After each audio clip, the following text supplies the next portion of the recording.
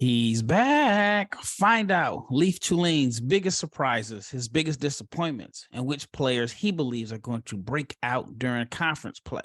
Stay tuned.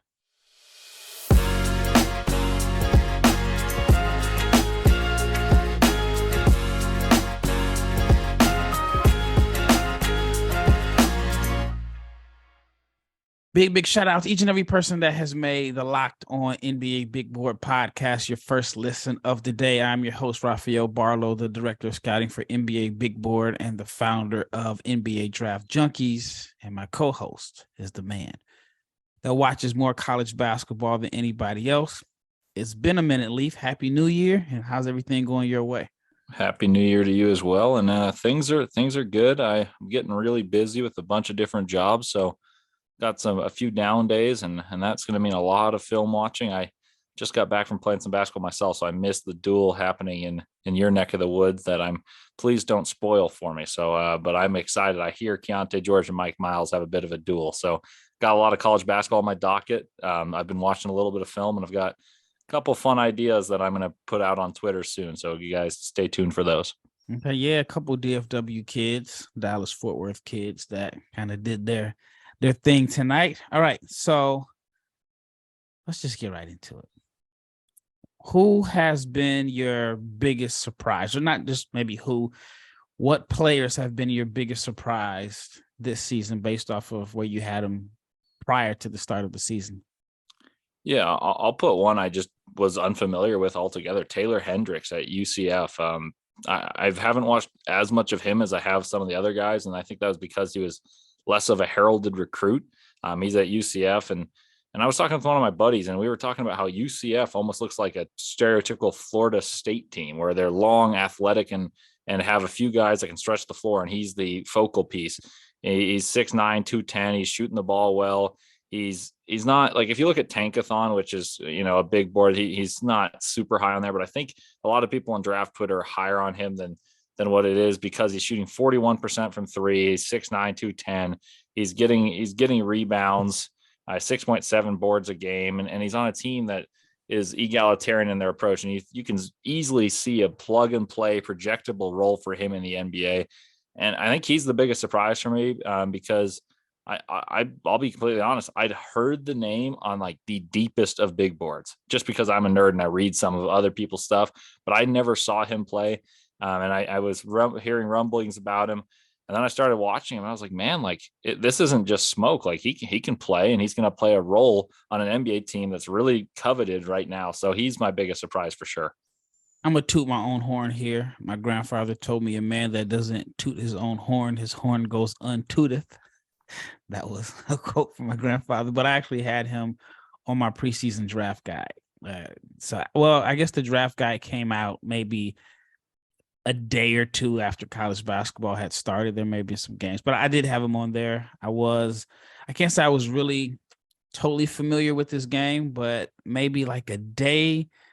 I want to say that I released it on a Wednesday, and I saw him play on, I want to say like it was a Friday night against Florida State. I was watching Florida State because there's a kid that I've been in the gym with, play for Florida State, and I thought Florida State was going to be at least somewhat decent at the time. And I saw him play, and I was like, you know what, this kid might be something. And then I'll never forget it. So the next day, which was Saturday, I was on my way to a Mavs game, and I got a phone call from a very, very highly respected NBA mind. And he's like, did you see this Hendricks kid? And I said, no, he actually called me. He was like, there's this kid at UCF that, everybody's talking about, and they saying, and I said, what's crazy is I just watched him last night, and I had it in my notes, and I said, I'm gonna put him on my draft board. And so I feel like I was able to get on the party a little bit early. I have some friends that are agents, and I had mentioned you gotta check this kid out. And so he's been buzzing. Unfortunately, he didn't have like the greatest game against Houston. I thought he still showed a little bit of flashes, but I ended up talking to a scout. I want to say it's probably like 2 or 3 weeks ago, and he mentioned that he's going to have a couple opportunities this season to solidify himself as a first-round pick against Houston. And I guess he did decent. Didn't shoot the ball particularly well in the first matchup. All right. So what other player has caught you by surprise this season? Yeah, I think the other positive surprise that I didn't know how well his game would translate to the NBA, and I guess I still don't, but someone that I've seeing is believing, and at least I've seen it at the highest level he's played at so far. That's Bryce Sensabaugh for Ohio State. He's just a bucket getter. He goes and gets buckets. He's someone that I wouldn't say has a game that you would say projects perfectly to today's NBA per se, because the length and athleticism and traits and toolsiness is all these buzzwords and connectivity. But he's someone that I just appreciate the way he's consistently able to score. He's got an unconventional body type. He's about 6'6", 235 is what I've got him listed at here. He's 19. He plays for Ohio State, and there's something to be said for productivity. And if you're young and getting production at a school like Ohio State, it really sets off the alarm bells. I've watched him a number of times, and he's able to score baskets in ways that I didn't think he would be able to immediately at Ohio State. I think Malachi Branham was someone that people pointed to at like, Ohio State is able to get these guys who know how to score, and they develop late in their freshman year. Well, he right off the get-go, he was able to score from the mid-range. He was able to get to the rack, can hit a spot-up jumper. I'm still not entirely situated on where I have him on my board and like what role I see him playing, but it's just hard for me to ignore the productivity, especially when I had watched him in high school, and I was like, man, I just wonder how he's going to score on a team that already kind of has these interior oriented players. Like Zed Key is a small ball 5 who really is physical down low. Justice Suing is not a great shooter for Ohio State, and he likes to play in the paint, and they got some guards that like to attack the rack as well. So I was curious to see where he'd carve out space. Was there going to be space for him to do his thing? And man, he's got 26.2 points per game in per 36, I should say. And that's some pretty impressive numbers for a freshman to put up in the Big Ten Conference. Yeah, I mean, if you look at it, there's two kids, Hendricks and Sensabaugh, two Florida kids that weren't highly touted as far as, having a big buzz coming into the season that could possibly end up being first round picks.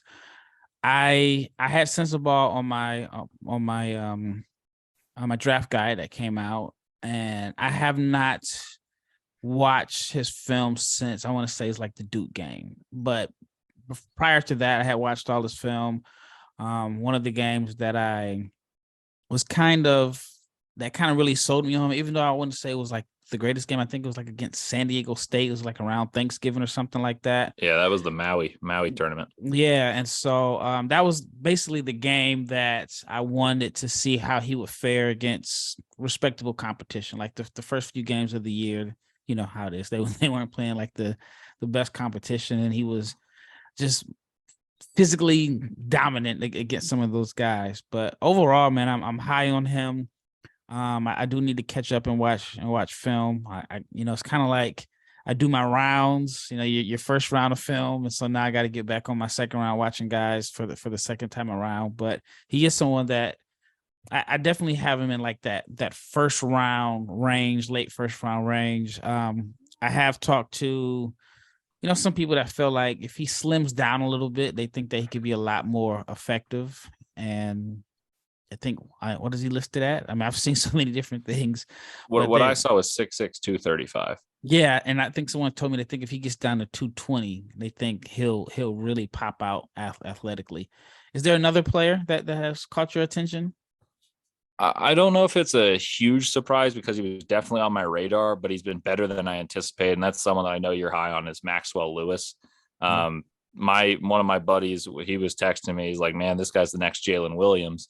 And this was pretty early on in the season. Obviously, there's a WCC tie there. It's a unheralded recruit who's really making a name for himself. He's on the Pepperdine Waves, and I'd watched him because I'm in Utah, so I'm on Mountain Time, which is close enough to Pacific Time, and I stay up really late. So sometimes there's late night basketball on. So I've watched a fair amount of Pepperdine, Gonzaga, Pepperdine, St. Mary's, Pepperdine, San Francisco.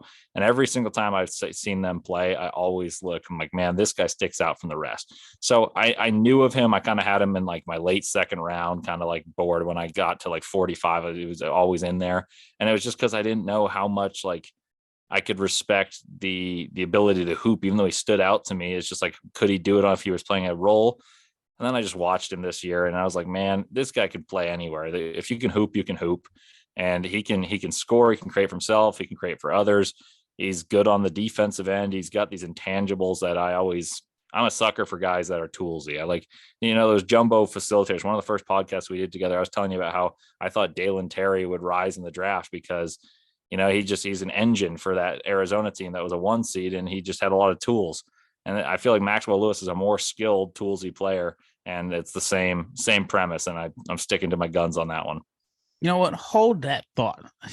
I have a few things that I would like to add, but I feel like this is a good time to talk to the audience about Built Bar, because a lot of people have these New Year's resolutions and they're looking to eat healthier. And I would say one of the best ways to eat healthier but have a tasty treat is with a Built Bar.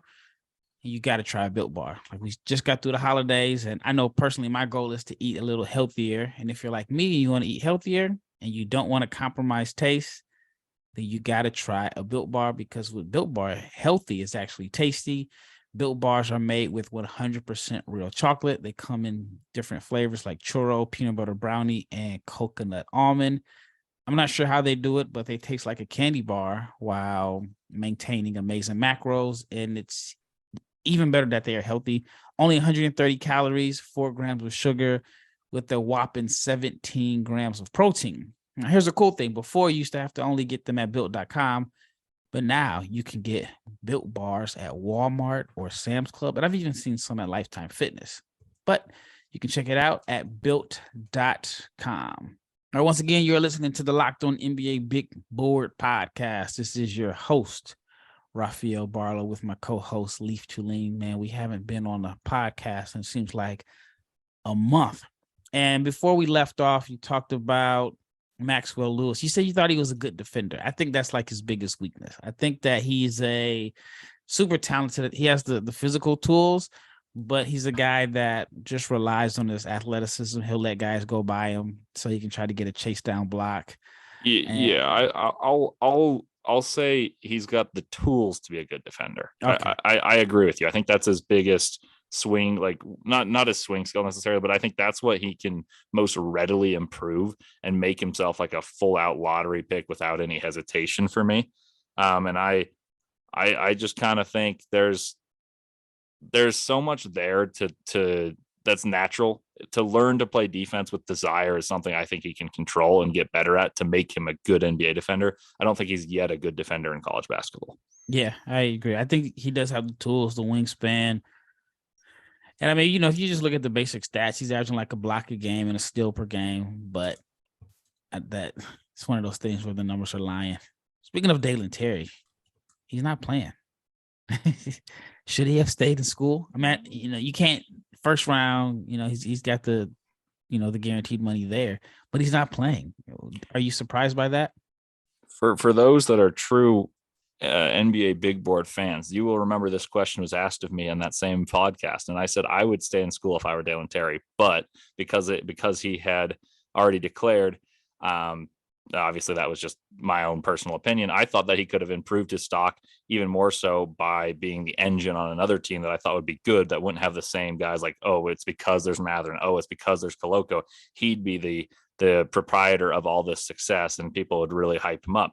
So I agree. I do think he should have stayed in school, but hindsight's 2020. I do think the team that drafted him, the Bulls, have a lot of likewise players. Like, it's hard for him to crack their rotation, because what is he really good at? He's good at pressuring the ball defensively.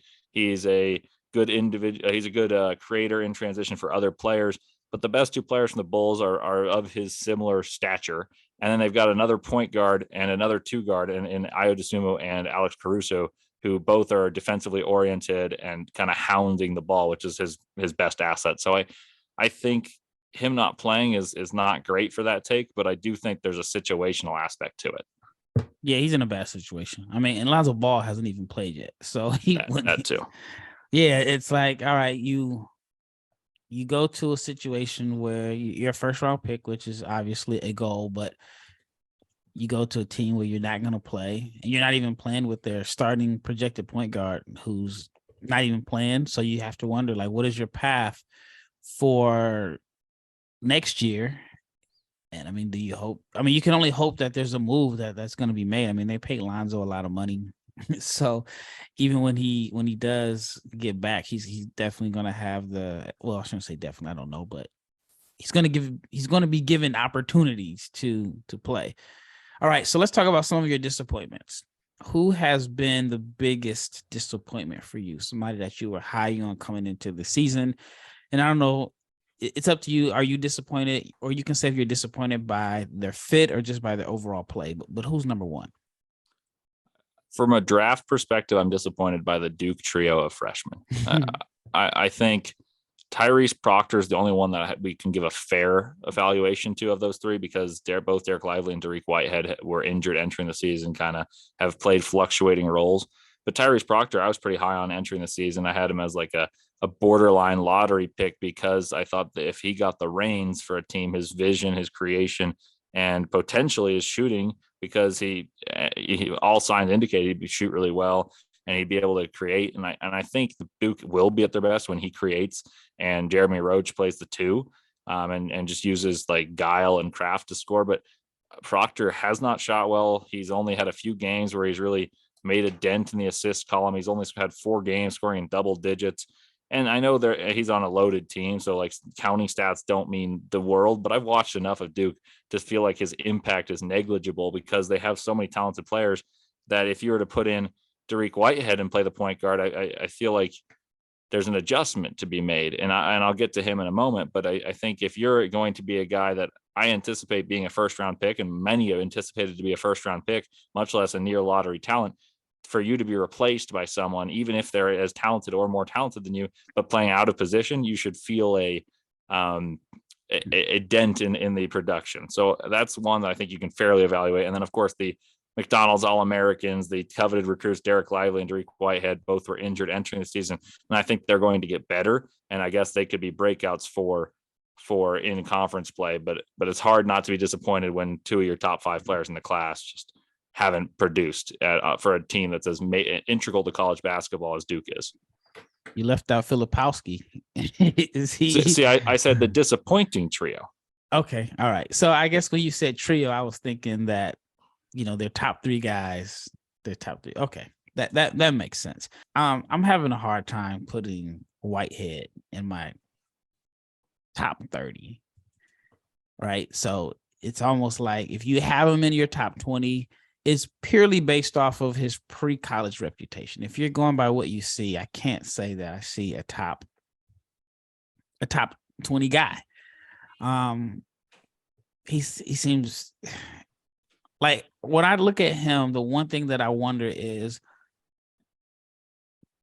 does he have a way to get easy baskets? I think every shot that I just don't see like the elite burst athleticism, be able to blow by guys to get to the rim. I mean, he can make some pull-up shots. He can knock down open shots, even though he's not shooting great. I'm just not as high on him. Lively, oh man, I don't know if he's just. I don't know. I didn't think the young guy, wasn't it Ryan Young? There's no way I would have thought that Ryan Young was going to be getting more touches and be more effective than Lively. He looks the part, but he's just not getting opportunities. I think tonight he only took 1 shot. I just think that he made a mistake in picking a school, or if it's not on him, then Duke over recruited. Their pieces just don't match.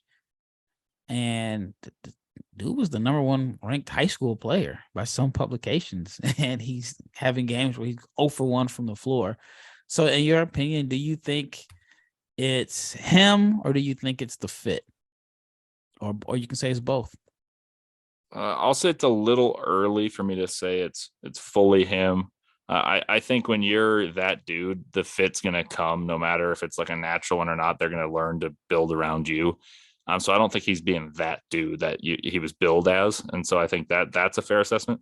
I do think he'll get better. And I think if Duke's going to be an Elite 8 caliber team, which I think they have the pieces to be, he'll be a central reason for it, because he can play a Mark Williams-esque role of someone who can anchor the middle. And obviously Mark will be ahead at the end of his sophomore year than Derek Lively is in 2 months into his freshman year. But I think he'll develop, and I do think he'll be a first round pick, even though the lack of production's been there. I think there's this pedigree, and I do think high school basketball and evaluating traits and what you see there is important. But obviously, you can't neglect what you're seeing currently at the highest level that they're playing, and that's college basketball. So, in the case of both Dariq Whitehead and Derek Lively, I'm lower on them than I was entering the season, but I'm not like out on them. I still have both of them in my top 20. Yeah, I don't have both in my top 20. And it's not really early in the season to me. I think we're close to the halfway point. So yeah, I just don't see I guess maybe if they start feeding him the ball, but he's just having games where he's just not getting touches. And I don't know. It's going to be interesting. I still think he gets drafted in the first round because somebody's going to draft him based off of his pre-college hype, and he looks the part. But I don't know. The situation could even get funnier because as the games, become a little bit more important, it seems like they trust Young more, and Young could end up playing more than Lively. All right, when we return, we'll talk about, and I mean, this could be a perfect segue to it, some of the players that you think are going to break out in conference play. But if you are a small business owner or a hiring manager, I know that success in 2023 depends on the team members that you surround yourself with. That's why you have to check out LinkedIn Jobs. With LinkedIn Jobs, you can hire qualified candidates more efficiently by matching open roles with people who have the skills, values, and experiences to help you achieve your goals. LinkedIn Jobs helps you attract qualified candidates to your open jobs with targeting tools.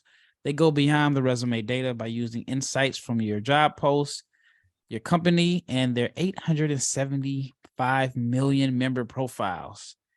Identify the most qualified candidates on LinkedIn Jobs and connect with them fast and for free. LinkedIn Jobs makes it easy to screen and rate applicants based on your job qualifications, all in one platform. It is why small businesses rate LinkedIn Jobs #1 in delivering quality hires versus leading competitors. LinkedIn Jobs, it helps you find the qualified candidates you want to talk to and faster. So post your job for free at LinkedIn.com/LockedOnNBA. That is LinkedIn.com/LockedOnNBA to post your job for free. Terms and conditions apply. All right, last segment. It's Rafael Barlowe here with Leif Thulin, the guy that watches more college basketball than anybody else. Give me some guys that you feel like are going to break out in conference play. So yeah, I've got a couple. I'll go through a list, and then we can kind of just back and forth on some of them. I think some of them are super high profile, and I think a couple will rise up. We can start with one that I think will get better because he started poorly, and that's Dariq Whitehead.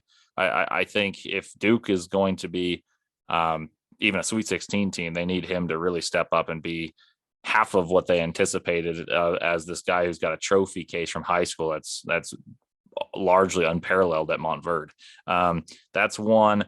I think Cason Wallace is set to become even better than he was in preseason play with the SEC play because Calipari's cut down his lineup and he's starting to figure out what's worked best. I really wish Cason Wallace would play the point guard over Severe Wheeler. I think that fits their team better, but that's a college basketball thing.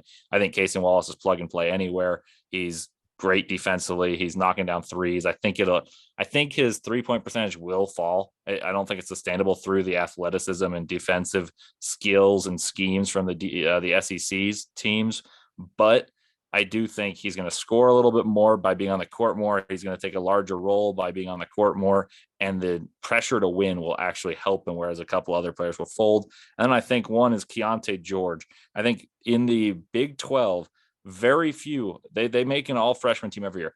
Almost no freshmen in the Big 12 average 10 a game. And there's usually like a first team all freshman that's like 4 a game. And it's like, man, this guy showed flashes. Like even Jeremy Sohan, who was a lottery pick last year, he was like 8 a game, 9 a game. And obviously he had exceptional skill and was on a really good team. Well, so is Keontae George, but I think he's going to only get better in Big 12 play. And the Big 12 worst team, according to KenPom, is still in the top 50. So he's playing great competition. He's going to shine when the lights are the brightest. He's a bucket getter, and he's going to know what he's doing. So, and then last one is another guy I know you're a big fan of, is Terquavion Smith. I think the ACC is as wide open, and it's got as much parity as it has in many years. And Terquavion Smith's a guy that can score no matter who's defending him. Doesn't matter the level of talent. It just matters how engaged he is and how he feels that day. And he's a confident guy. So I think he'll improve his stock by beating up on teams that are supposedly superior in athleticism. Yeah, he had 24 points tonight, made 4 threes, which is good because he was in the middle of a shooting slump where he was like 15 for 55 over a 3-game stretch. And I tweeted that I'm just a big fan of his confidence. Like, even though he was on a shooting slump, man, he wasn't hesitant. He came out shooting heat check shots. There was one particular play where he got a steal in the backcourt and then pulled up for 3. I'm just a big Terquavion fan. I have him in my lottery. And my quote is, if you think he's Jordan Poole 2.0, Jordan Poole is at the minimum a top 10 pick in the 2019 redraft. If you think he's Bones Highland in a redraft, I think Bones Highland is a lottery pick. So Terquavion should be a lottery pick. And I know that's why he came back to school, to improve his draft stock. And, the efficiency isn't always there with him. But the one thing I will say, actually 2 things I will say, actually 3 things I will say, and I mentioned it in a podcast yesterday. One, NC State has already surpassed their win total from last year. They only won 11 games last year. So he's on a better team, and then beating Duke helped. 2, his assist numbers have more than doubled. He went from like 2 a game to 5. He didn't have 5 today. He didn't even have an assist today, so that may change a little bit. But then his finishing at the rim has been significantly better. If I'm not mistaken, it's like 36% at the rim last year. He's in the 60s this year. So I'm high on him again. I have him as a lottery pick. Keontae, I've been high on Keontae. I have him as a 6 on my board.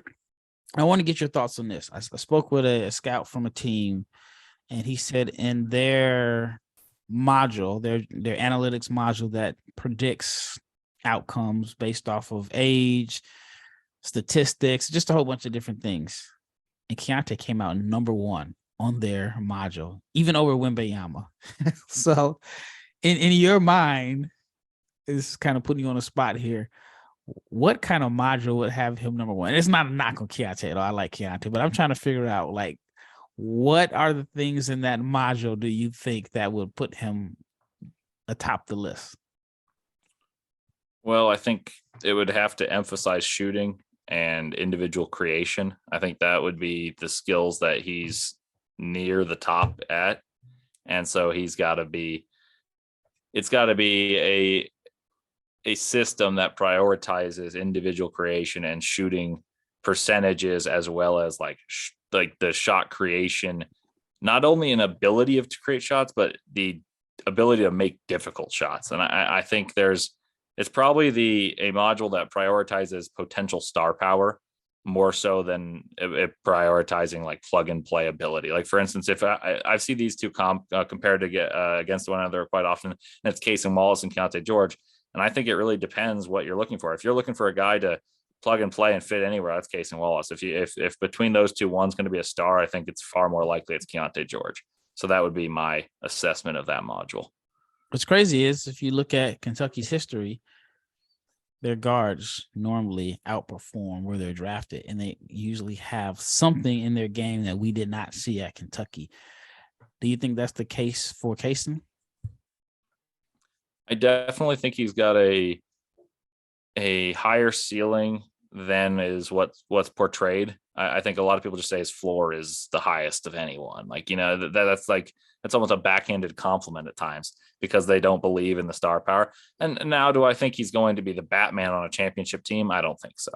But do I think that no matter what he does, he's going to be a 10-year NBA player, probably a 10-year starter that's a contributor to winning basketball? Absolutely. Like, I think in a way that guys like Marcus Smart and Drew Holiday, to whom he's compared, are stars in their own right. Like, I don't think they're superstars, but they're stars at their position. They're stars at their role.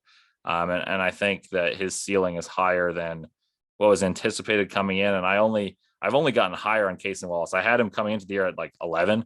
I think I've got him at 9 now, and it's a marginal difference. But I think that's just a tribute to how good this class is. And there's a couple guys I think have really high ceilings, and he's got a high ceiling in his own regard. But there's an element of a backhanded compliment, but as well as the truest compliment, it's just like, I can't see the guy failing. And, that's not the way you want to draft in terms of you want to be confident, but there's an element of just human nature that's scared to fail. And he's going to be safe. He's a fail safe in the sense that he's safe, that he won't fail. Yeah, I agree with that. I think the biggest thing for him, for me, and you had mentioned it briefly, is that he's shooting like 57% from 3 the last I looked.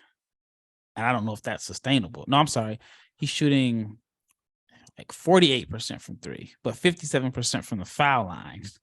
So I think those numbers meet somewhere in the middle. Yeah, I think there's regression to the mean in the positive direction from the free throw line, and I think there's regression to the mean in a negative direction from 3.